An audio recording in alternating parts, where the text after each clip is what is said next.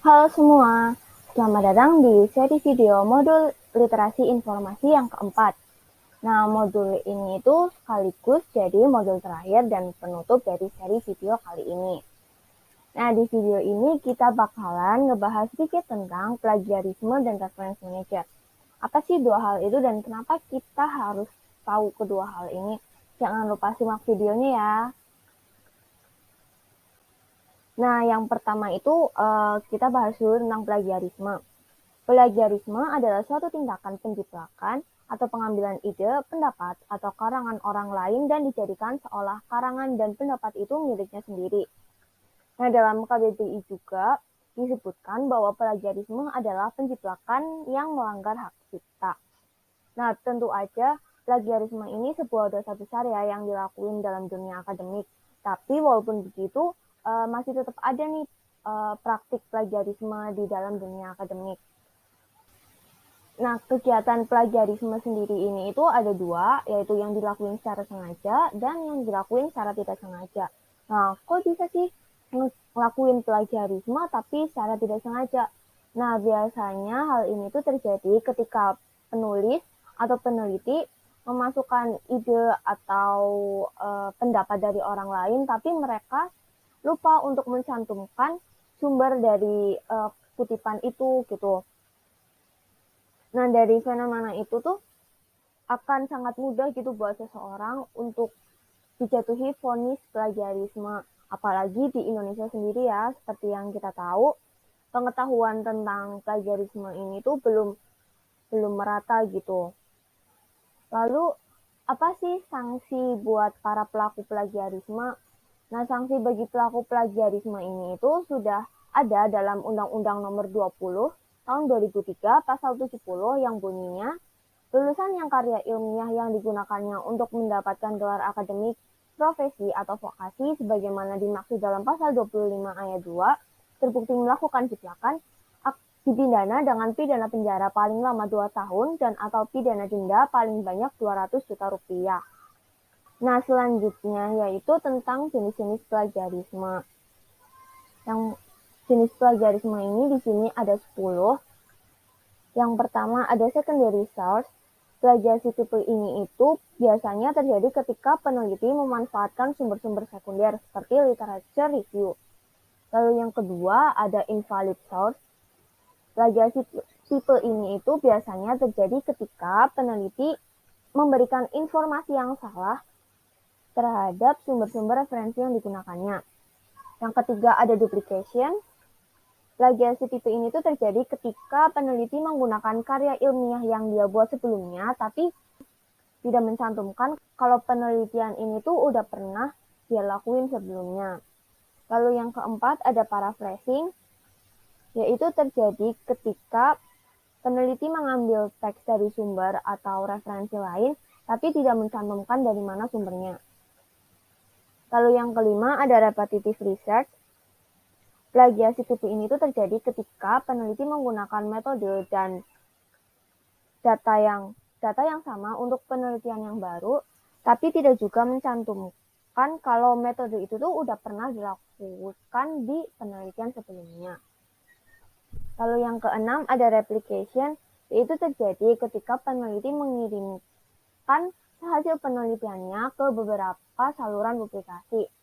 Yang ketujuh ada misleading attribution, yaitu ketika peneliti salah menyebutkan siapa yang berkontribusi atau ikut andil dalam penelitiannya. Yang kedelapan ada unethical collaboration, yaitu biasanya terjadi ketika orang-orang yang berkolaborasi dengan peneliti itu melanggar kesepakatan dan etika kolaborasi. Yang kesembilan ada verbatim plagiarism, yaitu terjadi ketika peneliti mengcopy kata per kata ide atau karya orang lain tanpa membubuhkan referensinya. Dan yang terakhir atau yang paling parah yaitu adalah complete plagiarism, yaitu ketika peneliti melakukan plagiasi secara total. Nah, lalu ada nggak sih pencegahan dari pemerintah? Nah, tentu aja ada karena ini sendiri udah ada aturannya dalam Permendikbud nomor 17 tahun 2010 pasal 6 sampai 9. Nah, salah satu bentuk pencegahannya yang ada di situ yaitu bahwa setiap karya ilmiah yang dihasilkan harus melampirkan pernyataan yang ditandatangani penulis bahwa karya tersebut bebas plagiat. Dan jika terbukti plagiat, maka penyusun atau penulis itu harus bersedia menerima sanksi sesuai dengan ketentuan yang ada. Nah, contoh kasus plagiarisme yang terjadi dalam dunia akademik di Indonesia yaitu pernah terjadi pada tahun 2012 yang dilakukan oleh 3 orang dosen dari Universitas Pendidikan Indonesia.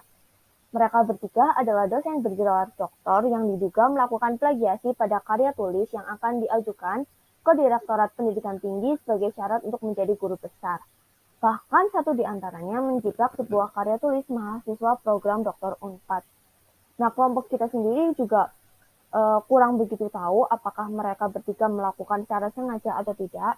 Tapi yang jelas dampak dari perbuatan ini tuh sangat besar ya, karena pengajuan guru besar ketiga dosen itu dibatalkan, dan juga UPI mendapat sanksi moratorium pengajuan guru besar bagi seluruh dosen selama 1 tahun. Nah, penyebab kasus plagiarisme sendiri itu juga nggak ada secara tiba-tiba gitu. Di sini kita mencantumkan 4 penyebab kasus plagiarisme. Yang pertama, ada minimnya perhatian kampus untuk mengurusi isu plagiarisme. Lalu yang kedua, ada buruknya mental sebagian akademisi di Indonesia yang menjadikan plagiarisme tumbuh subur. Lalu yang ketiga, ada buruknya akses informasi yang menjadikan plagiarisme tertutupi dan terlindungi. Hal ini karena biasanya karya akademik itu cuma bisa diakses oleh orang-orang tertentu saja. Jadi biasanya kasus plagiarisme ini tuh susah dan tidak bisa cepat untuk dideteksi. Dan yang terakhir ada kesibukan dosen yang berlebih yang menjadikan mereka tidak memiliki waktu untuk meneliti karya mahasiswanya. Nah, tentu aja kita bisa mengurangi tingkat plagiarisme pada karya tulis kita. Biasanya kita menggunakan alat bantu deteksi plagiarisme. Dengan deteksi plagiarisme, alat ini tuh bisa membantu kita untuk mencari bagian mana yang kira-kira diduga adalah bagian dari suatu karya yang lain. Nah, contoh alat bantu deteksi plagiarisme yang terkenal yaitu ada 3, yaitu Turnitin, Copyscape, dan Plagium. Lalu selanjutnya adalah tentang reference manager. Apa sih reference manager itu? Reference manager adalah sebuah perangkat yang memungkinkan penulis ilmiah untuk mengumpulkan, mengatur, dan juga menggunakan referensi atau kutipan bibliografi. Perangkat ini sangat membantu penulis dalam menemukan dan menyimpan referensi yang akan digunakan. Juga memungkinkan penulis untuk memasukkan referensi dengan gaya citasi yang mereka inginkan.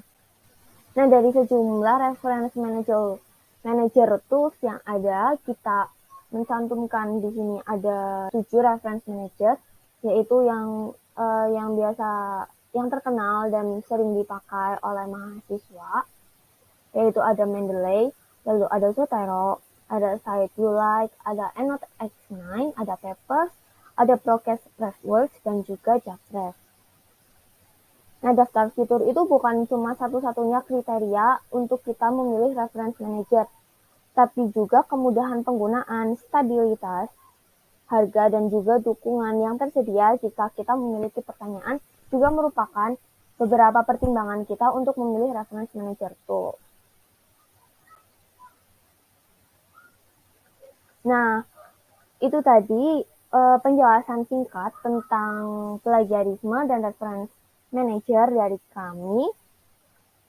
Apabila video ini bermanfaat, jangan lupa like, komen, dan juga share ke teman-teman kalian supaya mereka juga jadi lebih tahu dan lebih paham mengenai plagiarisme dan reference manager.